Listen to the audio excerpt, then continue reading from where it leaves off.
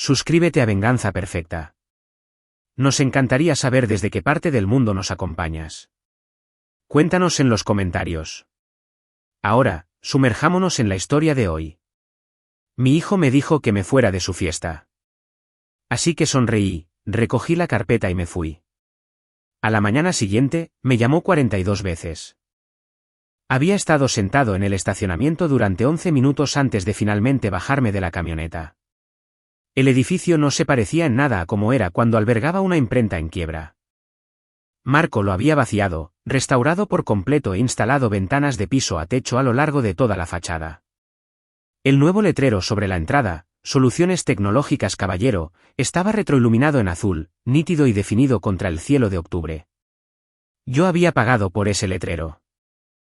También había pagado por la mayor parte de lo que había adentro, pero no estaba pensando en eso mientras me acomodaba el saco y sacaba la carpeta manila del asiento del copiloto. La carpeta era gruesa. Contenía el equivalente a $5,950,000 pesos en pagarés, préstamos comerciales en los que yo era aval y cheques personales que había emitido en los últimos 4 años, todo debidamente documentado y notariado. No había planeado llevarla esta noche. Sin embargo, mi hija me llamó esa tarde y me dijo, «Papá, solo ten cuidado. Siento que hay algo raro con esta fiesta». Así que tomé la carpeta. Crucé las puertas de cristal y entré en un salón lleno de gente que no conocía. Conté unos 80 invitados, tal vez más. El personal de banquetes se movía entre los grupos de personas con ropa cara, llevando bandejas de algo que olía a camarón y a algo más que no supe identificar. Un trío de jazz estaba tocando en el rincón del fondo. Todo brillaba.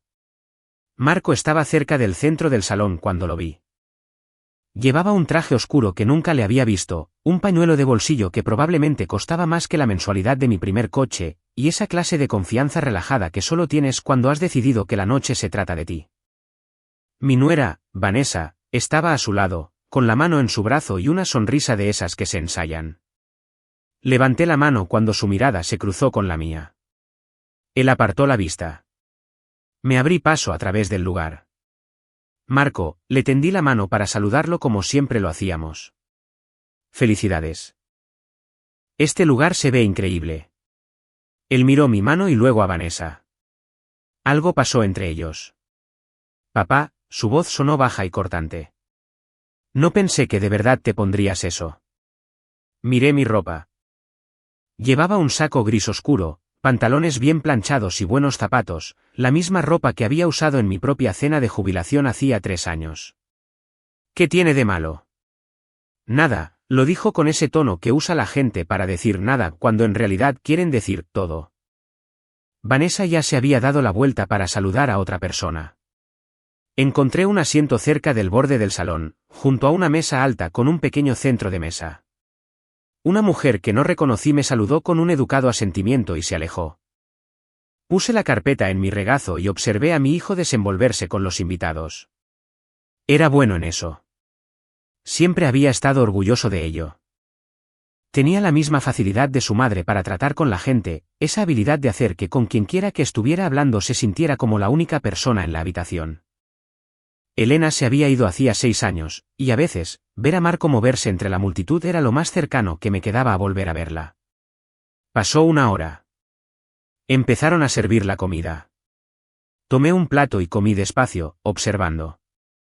Un hombre que luego supe que era un contacto de capital de riesgo dio un breve discurso sobre la visión y el liderazgo de Marco.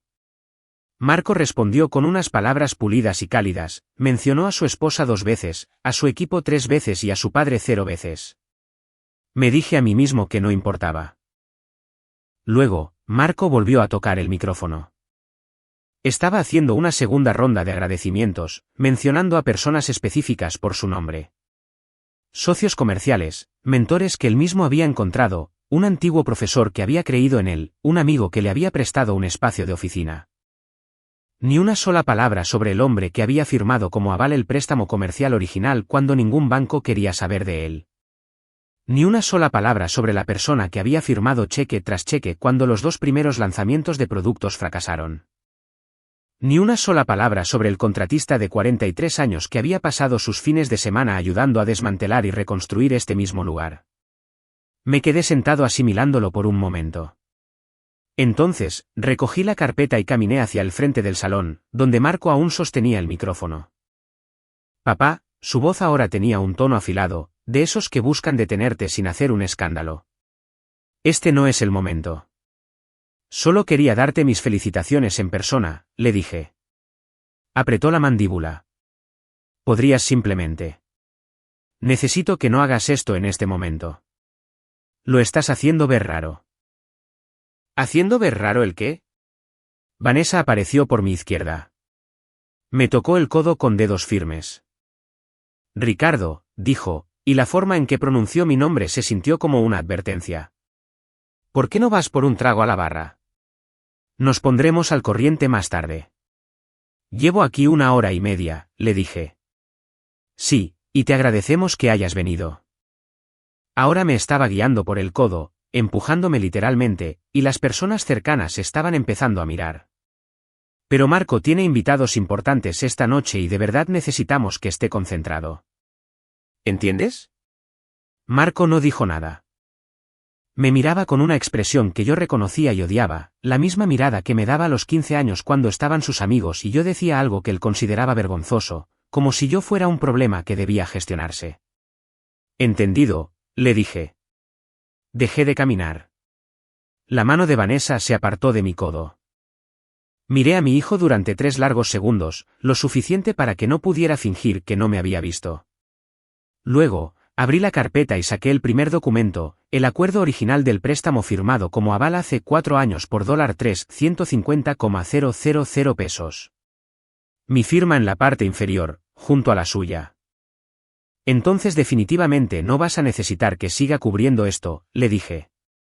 Lo doblé a la mitad y lo dejé sobre la mesa alta, junto al centro de mesa. Luego doblé el segundo documento, los registros de los cheques personales, y lo puse encima. Y luego el tercero. Papá, ¿qué estás? Disfruta tu fiesta, Marco. Tomé la carpeta vacía, que ahora era solo un sobre, y me la puse bajo el brazo. Es un lugar hermoso. Salí por las puertas de cristal. El aire de la noche era frío y limpio. Me quedé sentado en la camioneta por un momento con las manos en el volante y no sentí gran cosa, excepto cansancio. Luego arranqué el motor y conduje a casa. Vivo solo en una casa de 3 habitaciones en Querétaro, la misma casa que Elena y yo compramos en 1987. Marco creció en esta casa. También mi hija, Clara, quien vive a 40 minutos en San Juan del Río y me llama religiosamente todos los domingos. Había planeado dejarles la casa a los dos en partes iguales, aunque ese plan siempre había sido más un pensamiento que un documento formal. Le di de comer al perro, me preparé una taza de té y me senté en la cocina con las luces bajas. La carpeta estaba sobre la mesa frente a mí, vacía. Me quedé mirando las vetas de la madera y pensé en lo que realmente acababa de hacer. El teléfono se iluminó a las 11:47 de la noche con el nombre de Marco. Lo vi sonar, luego se detuvo, y 2 minutos después se iluminó de nuevo. Lo puse boca abajo y me fui a dormir. Por la mañana, tenía 14 llamadas perdidas. Preparé el desayuno, dejé salir al perro y llamé a Clara. Ya me enteré, dijo antes de que yo pudiera empezar a hablar. Vanessa me mandó un mensaje a la medianoche. Dijo que hiciste un escándalo en la fiesta y alteraste a Marco. ¿Qué clase de escándalo? Dijo que te acercaste mientras él hablaba y empezaste a agitar documentos por todos lados. Le conté a Clara lo que realmente había pasado. Cuando terminé, hubo un silencio que duró tanto que revisé la pantalla para asegurarme de que la llamada no se hubiera cortado. ¿No te mencionó en absoluto? Preguntó. Ni una sola vez. Otro silencio. Papá, él va a decir que esto fue tu culpa. Lo sabes, ¿verdad? Ya lo está haciendo. ¿Qué vas a hacer? Miré la carpeta sobre la mesa de la cocina. Voy a hablar con alguien. Tenía un abogado en mente, un hombre llamado Gerardo Fernández, que se había encargado de la sucesión de Elena y de un pleito de propiedad que tuve con un vecino hacía 7 años. Gerardo era metódico, pausado y hablaba claro, algo que yo apreciaba. Llamé a su oficina esa mañana y dejé un mensaje. Me devolvió la llamada en menos de una hora. Venga el jueves, me dijo. Veremos qué es lo que tiene. Pasé los 2 días previos a la cita revisando mis archivos. Lo encontré todo. La firma original como aval del préstamo de 2019, los 4 cheques personales que le firmé en 2020 cuando el primer lanzamiento del producto salió mal, $140,000, $210,000, $260,000 y $160,000 pesos. Los recibos del contratista por los trabajos de remodelación, los $822,500 pesos que había aportado como lo que Marco había llamado una inversión informal, y que ahora yo estaba evaluando con mucho más cuidado. Puse todo en una carpeta nueva, organizada por fechas con los totales anotados en el margen. La cifra en la parte inferior era de $5,953,500 pesos. Marco llamó 11 veces más durante esos 2 días. Dejé que todas las llamadas se fueran al buzón. No escuché los mensajes. El jueves por la mañana, conduje hasta el centro y me senté frente a Gerardo en su oficina. Revisó los documentos con ese mismo silencio concentrado que recordaba del papeleo de la herencia. Cuando terminó, los dejó sobre el escritorio y me miró. Lo del préstamo como aval es interesante, dijo. Usted no es el deudor principal, pero es responsable solidario. ¿Quiere buscar formalmente la recuperación del dinero o se trata más de aclarar dónde está parado? Ambas cosas, le contesté. Los cheques personales son más complicados sin un contrato de préstamo por escrito. ¿Alguna vez los reconoció como préstamos y no como regalos? En mensajes de texto, sí. Los tengo. Dijo, te lo pagaré cuando seamos rentables, más de una vez. Gerardo asintió. Imprima esos mensajes. ¿Ayudan? Dio unos golpecitos a los recibos de los contratistas. Estos son suyos directamente, pase lo que pase. Usted realizó trabajos en una propiedad comercial. Incluso los acuerdos laborales informales se pueden cuantificar. Se recostó un poco. Ricardo, el total aquí es significativo. ¿Qué resultado es el que realmente está buscando? Lo pensé. Quiero que entienda que lo que le he dado no es gratis. Que tiene un peso. Ese es un objetivo distinto al de recuperar el dinero. Lo sé, pero quiero hacer ambas cosas. Gerardo anotó algo en su libreta. Deme una semana. Redactaré una carta de demanda y veremos cómo responde. Eso nos dirá mucho sobre lo que sigue. Conduje a casa a primera hora de la tarde, pasando por la salida de San Juan del Río sin desviarme. Clara se había ofrecido a que comiéramos juntos, pero le dije que necesitaba lidiar con esta parte a solas. Ella lo entendió. Siempre había entendido eso de mí, incluso cuando Marco no lo hacía. La carta de demanda se envió el viernes siguiente por correo certificado y correo electrónico. Gerardo la había redactado con el lenguaje preciso y frío que se usa en los documentos legales, obligaciones pendientes, acuerdos informales evidenciados por comunicaciones escritas, solicitud de rendición de cuentas de los fondos adelantados. No amenazaba con nada directamente. Solo hacía visible la cifra, $5,953,500 pesos. Estaba en el garaje reorganizando unos contenedores de plástico cuando Marco me llamó el sábado por la mañana.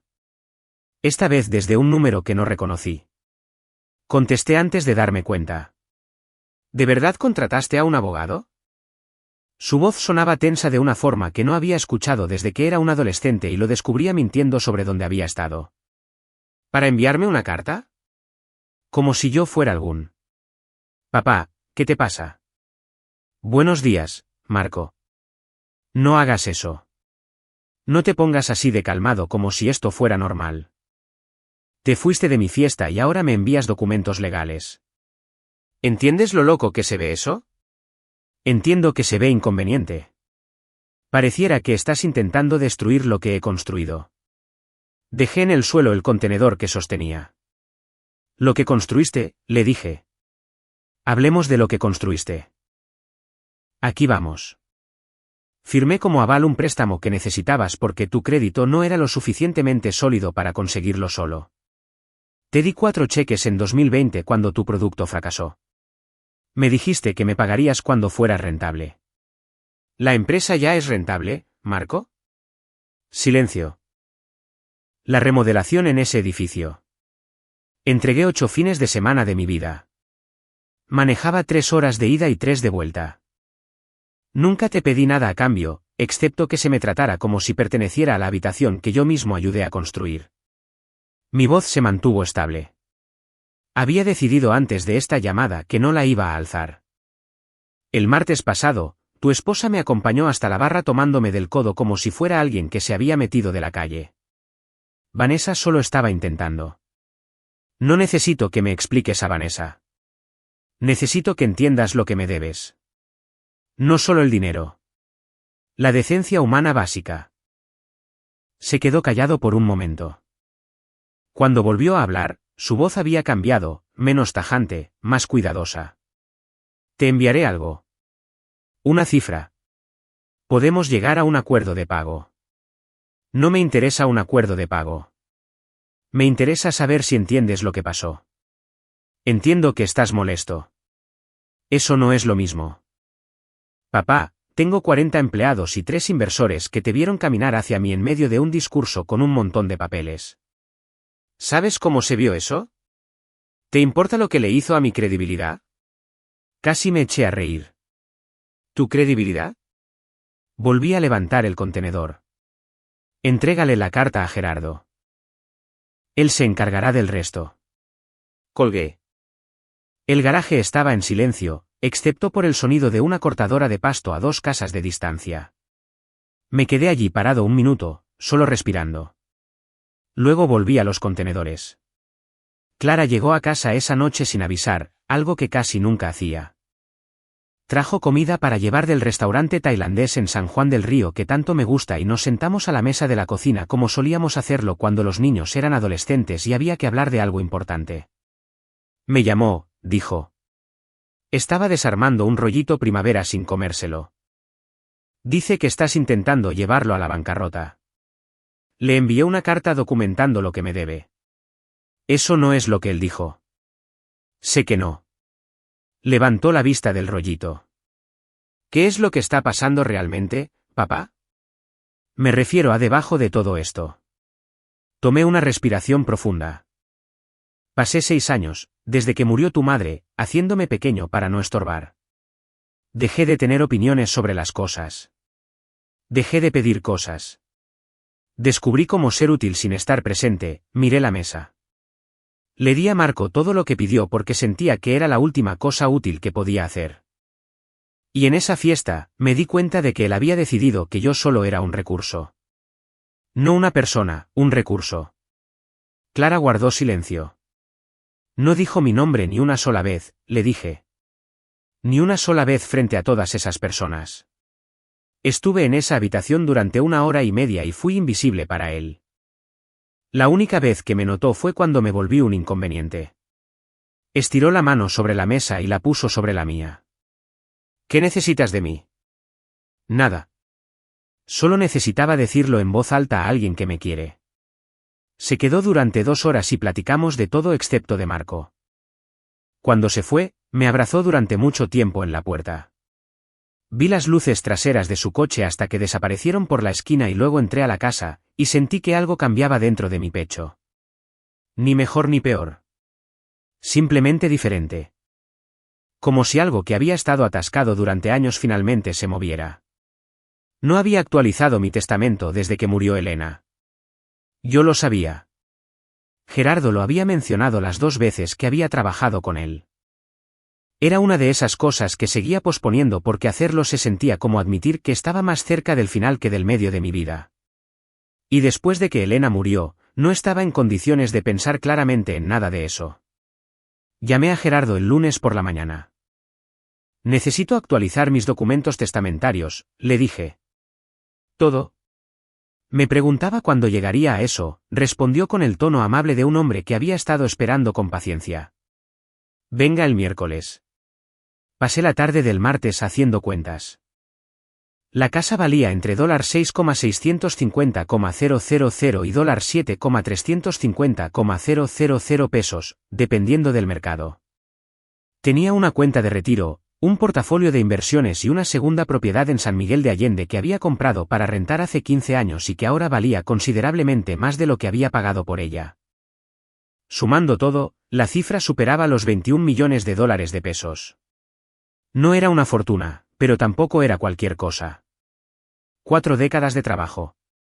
Me senté con una libreta y escribí lo que se sentía correcto. No lo que se esperaba de mí. Lo que era correcto. Gerardo me guió por todo el papeleo el miércoles por la tarde. Cuando terminé de hablar, miró sus notas, me miró a mí y asintió una vez. Esto va a generar conflictos, me advirtió. Ya lo ha hecho. La propiedad de San Miguel de Allende, específicamente. Si se la deja a Clara y pone la parte de Marco en un fideicomiso condicionado, él lo impugnará. Que lo intente. Es mi propiedad. Me la gané. Gerardo escribió por un momento. ¿Y la casa? Pensé en Clara, que me había llamado todos los domingos durante 6 años, que había aparecido el sábado anterior con comida tailandesa porque se dio cuenta de que necesitaba a alguien con quien sentarme a platicar. Que nunca me había pedido dinero y jamás me había hecho sentir como un problema que había que manejar. En partes iguales, dije. Pero quiero que esté estructurado de manera que la parte de él solo se libere bajo ciertas condiciones. ¿Y esas condiciones son? Que primero liquide el monto que me debe. Y que lo haga por escrito, con un reconocimiento de la naturaleza original de esos pagos. No como regalos. Como préstamos. Gerardo lo anotó. ¿Y si no lo hace? Entonces su parte va a un fondo de becas.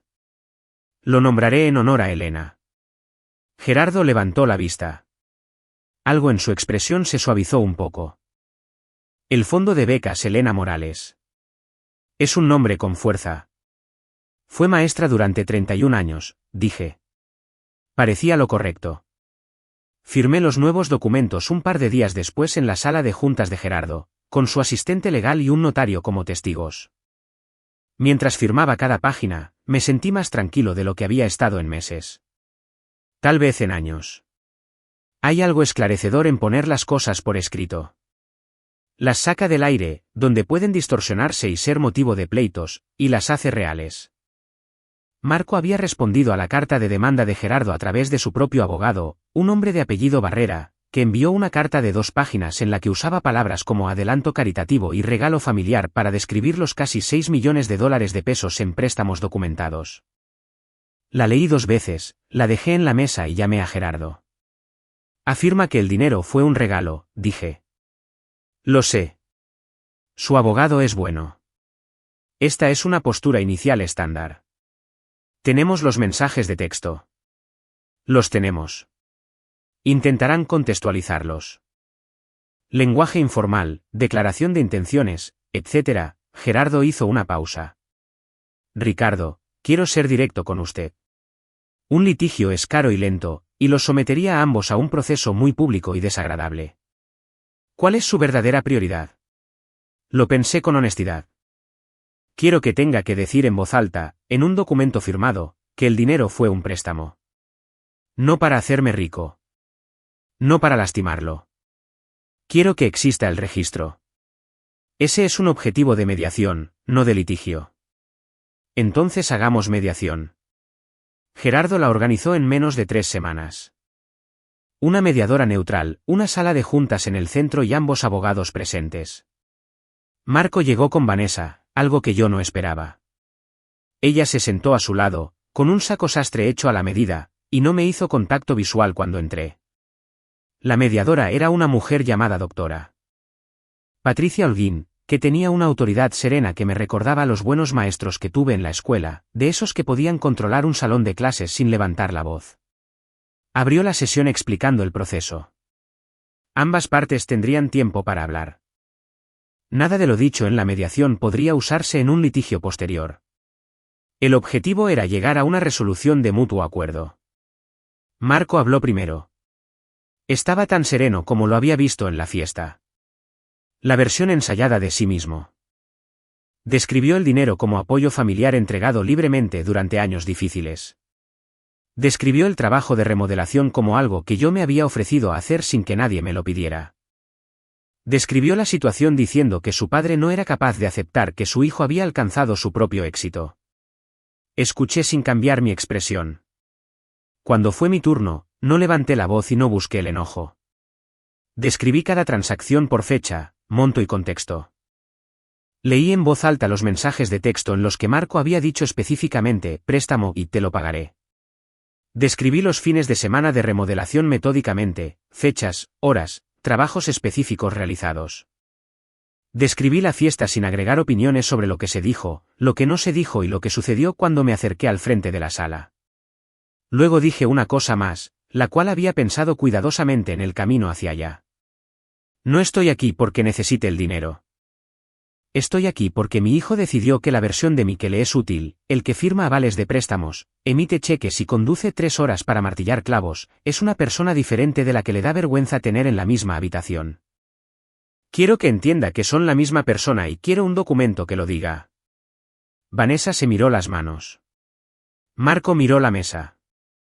La doctora Holguín me miró fijamente y asintió una vez. La mediación duró 4 horas. Al final, el abogado de Marco había accedido a un plan de pagos, $3, 150,000 pesos en 3 años, comenzando 60 días después de la firma, y un reconocimiento por escrito, redactado cuidadosamente pero sin ambigüedades. De que los adelantos personales habían constituido préstamos informales con expectativa de reembolso, y no regalos. Marco lo firmó sin mirarme. Vanessa firmó como testigo. Firmé mi copia y me puse de pie. La doctora Holguín agradeció a todos. Gerardo estrechó la mano de Barrera.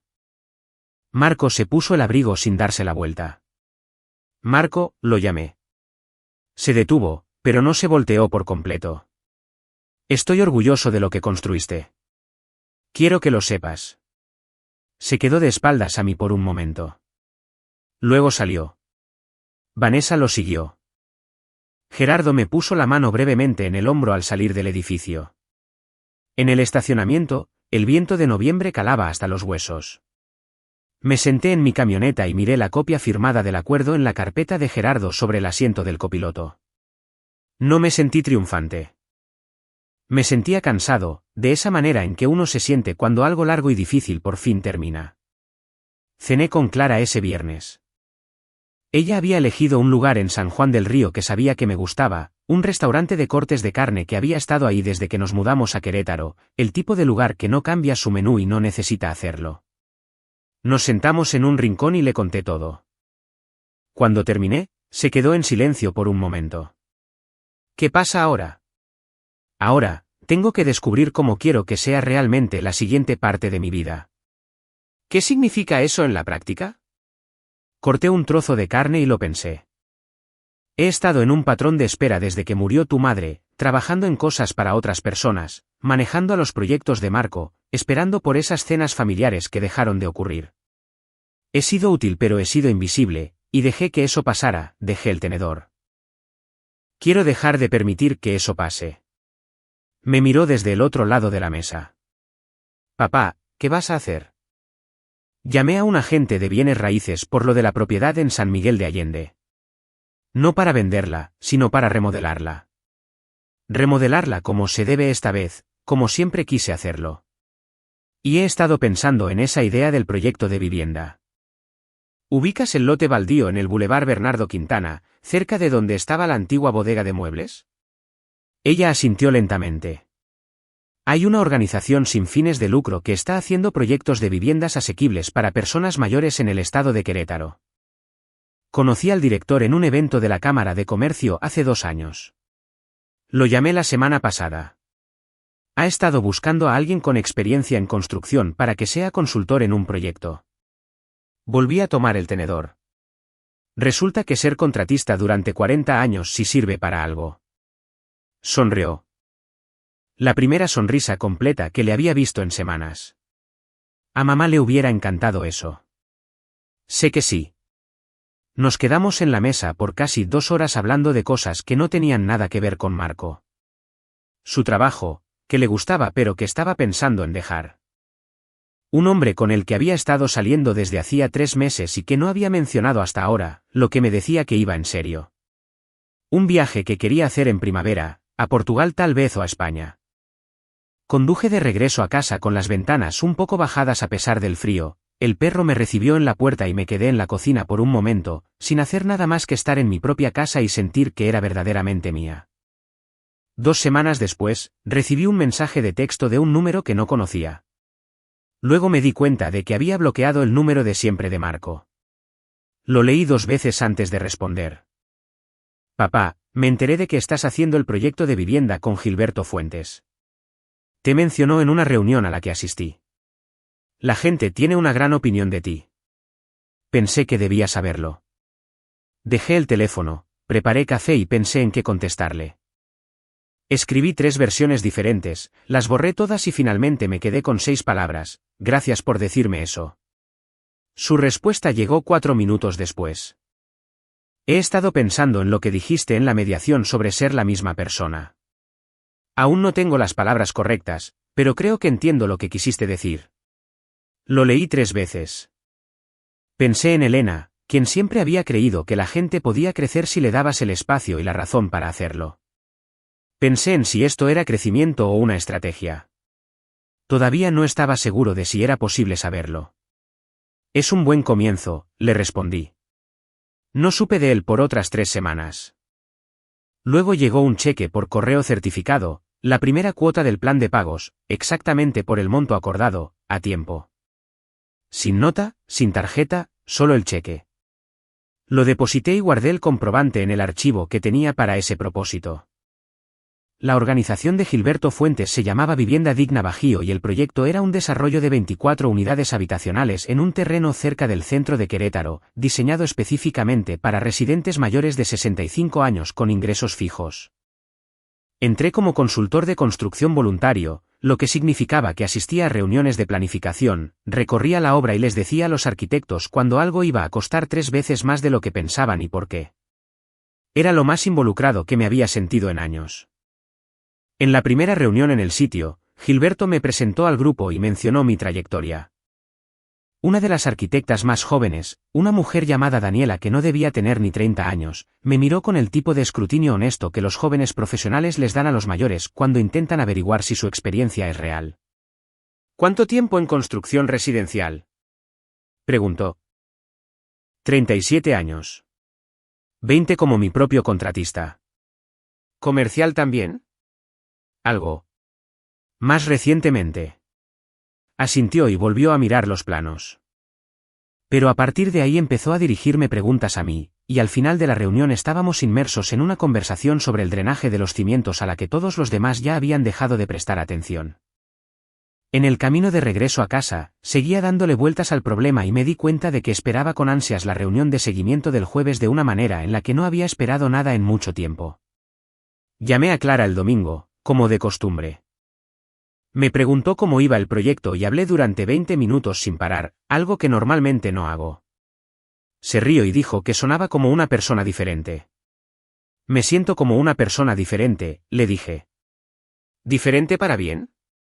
Sí, le contesté. Diferente para bien. La remodelación en San Miguel de Allende también avanzaba, más lento de lo que yo quería, pero con constancia. Había contratado a un contratista local de confianza y manejaba hasta allá cada 15 días para revisar el progreso. La propiedad era una casa tipo rancho de los años 60 con buenos cimientos que había estado rentada durante 15 años y necesitaba una actualización profunda. Le estaba metiendo dinero real, el tipo de dinero que no gastas a menos que estés comprometido a conservar algo. Mi plan era conservarla, no rentarla ni venderla, usarla. Un lugar a donde ir cuando necesitara estar en otro sitio, en un lugar que no tuviera nada que ver con la versión de mi vida en Querétaro. A Elena le encantaba San Miguel de Allende. Habíamos hablado de retirarnos allá. Otro plan que fue superado por las circunstancias. Manejé hacia allá un fin de semana de octubre y pasé 2 días recorriendo la obra en curso, haciendo anotaciones y discutiendo el diseño de la cocina con el contratista. El sábado por la noche, me senté en el pórtico trasero con una cerveza y vi cómo la última luz abandonaba el cielo sobre las montañas, y sentí algo que solo puedo describir como paz. No felicidad, sino algo más tranquilo que eso. La ausencia de esa tensión de bajo nivel que había cargado durante tanto tiempo que había olvidado cómo era no tenerla. Pensé en Marco. Pensé en la fiesta, en la carpeta, en la mediación. Pensé en el momento en que salí por esas puertas de cristal, me senté en mi camioneta y me sentí viejo e invisible. Pensé en lo que había costado dejar de sentirme así. No había sido solo una cosa. No había sido la carta, ni la mediación, ni el testamento. Había sido la decisión, que vino primero y lo hizo todo posible. La decisión de dejar de hacerme más pequeño para que otra persona pudiera sentirse más grande. Elena sabía eso de mí. Me dijo más de una vez, a su manera gentil y directa, que yo daba demasiado y pedía muy poco, y que un día ese desequilibrio me iba a costar algo. Siempre pensé que se refería al dinero. Resulta que se refería a algo mucho más difícil de reemplazar. El domingo por la mañana, conduje de regreso a Querétaro con las ventanas bajadas y el radio encendido, algo que no había hecho en años. Mi teléfono vibró cerca de León, era un mensaje de texto de Marco preguntando si tenía tiempo para una llamada en algún momento de la semana. Esperé hasta llegar a casa, darle de comer al perro y servirme una taza de café antes de responder. El miércoles por la tarde me viene bien, escribí. Después de las 7. De acuerdo, me contestó. Gracias. Me guardé el teléfono en el bolsillo y me dirigí a mi escritorio, donde los planos de vivienda digna Bajío estaban extendidos sobre la superficie. Daniela había enviado una propuesta revisada del drenaje que quería examinar antes de la reunión del jueves. Me senté y me puse a trabajar. Llegó el miércoles y Marco llamó a las 7:08, lo que significaba que estaba nervioso. Siempre había podido notarlo en él. Hola, dijo. Hola. Una pausa. ¿Cómo va el proyecto de viviendas? Muy bien. Empezamos a excavar la semana pasada. ¡Qué bien! Eso es muy bueno, papá. Sonaba sincero. De hecho, se lo mencioné a uno de mis inversores. Resulta que su madre tiene ingresos fijos y está buscando exactamente un lugar como ese. No sé si esa información te sirva. Podría ser. Se lo mencionaré a Gilberto. Otra pausa. Ese era el baile, moverse alrededor de lo que había que decirse.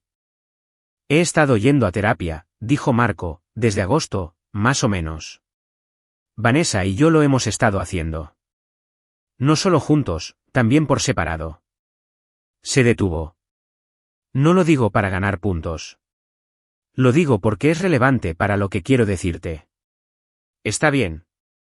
He estado pensando mucho en por qué hice lo que hice en la fiesta. No solo en la fiesta, antes de eso también. Desde hace un par de años, siendo honesto, su voz era cuidadosa, como si estuviera leyendo de algo que había escrito. Creo que me daba vergüenza de donde había empezado. No vergüenza de ti, sino de la ayuda que necesité. Como si la gente viera cuánto me habías ayudado y pensaran que en realidad no lo había logrado yo solo.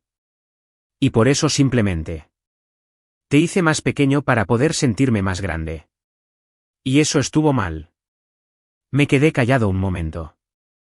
Esa es una cosa más difícil de admitir de lo que la mayoría de la gente logra, le dije. Me tomó unos meses de terapia llegar a eso. Lo sé. Lo siento, papá. Siento lo de la fiesta. Y siento los años anteriores en los que te hice sentir como una nota al pie de página. No eres una nota a pie de página. Tomé aire. Afuera de la ventana, el vecindario estaba oscuro y silencioso. El perro dormía en el suelo junto al escritorio. Los planos de San Miguel de Allende seguían en la mesa frente a mí. Acepto tu disculpa, le dije. Quiero que lo sepas. Pero también necesito que sepas que esta disculpa es el principio de algo, no el final. La confianza toma tiempo. Lo sé. No te estoy cerrando la puerta. Te estoy diciendo que la puerta está emparejada, no abierta. Me parece justo. Y Marco, el segundo pago vence en marzo. A tiempo. Sin que yo tenga que pedirlo. Un breve silencio. Ahí estará. Bien. Hablamos durante otros 20 minutos. Me preguntó sobre la propiedad en San Miguel de Allende. Yo le pregunté por el negocio. Mencionó un nuevo contrato. Algo con una red de hospitales en la Ciudad de México, que sonaba a un progreso genuino. No le dije que estaba orgulloso de él porque era demasiado pronto para eso, y habría sonado como si le estuviera perdonando más de lo que realmente estaba. Pero lo pensé. Después de colgar, me quedé sentado un rato con el café enfriándose en la mano. 6 meses atrás, había sido invisible en un salón que yo mismo ayudé a construir. Ahora, estaba asesorando un proyecto de viviendas que alojaría a 48 personas que necesitaban un lugar donde aterrizar. Tenía una propiedad en San Miguel de Allende que estaba siendo restaurada para convertirse en algo que valía la pena conservar. Tenía una hija que me llamaba todos los domingos y aparecía con comida tailandesa cuando la necesitaba. Tenía un documento de reconocimiento firmado dentro de una carpeta legal que decía que el registro existía, que el peso era real y que yo no era una nota al pie de página. Y tenía, por primera vez en 6 años, una vida que sentía verdaderamente mía. El proyecto de vivienda tuvo su ceremonia oficial de primera piedra en una fría mañana de noviembre. Una pequeña reunión de funcionarios de la ciudad, miembros de la comunidad y el equipo del proyecto. Gilberto me pidió que dijera unas palabras. No soy de dar discursos, pero me paré allí con el viento soplando sobre el terreno y dije lo que realmente pensaba, que tener vivienda es dignidad. Que la dignidad es lo que las personas merecen al final de una vida de trabajo y que esperaba que cada persona que con el tiempo viviera en esas unidades habitacionales pudiera sentir eso. Después de eso, Daniela me entregó un café de la mesa del banquete y dijo sin preámbulos, «Te vas a quedar para la segunda fase, ¿verdad?» Nadie me ha preguntado sobre la segunda fase. Te lo estoy preguntando yo. Tomé el café. Detrás de ella, el lote baldío estaba marcado con banderas de topografía, el esqueleto de algo que con el tiempo sería real, sólido y útil. Sí, le dije. Me quedaré. Ella asintió como si eso estuviera decidido y volvió a hablar con el arquitecto. Me quedé allí otro minuto en el frío, solo mirando las banderas en el suelo, pensando en lo que se construye y en lo que se deja atrás, y cuál es la diferencia entre ambas cosas. Antes de irte, si nos has estado viendo, deja un comentario diciéndome qué hora es donde te encuentras. Y si esta historia significó algo para ti, dale me gusta y suscríbete a Shadow Vengeance. Hay una nueva historia lista para ti a la izquierda.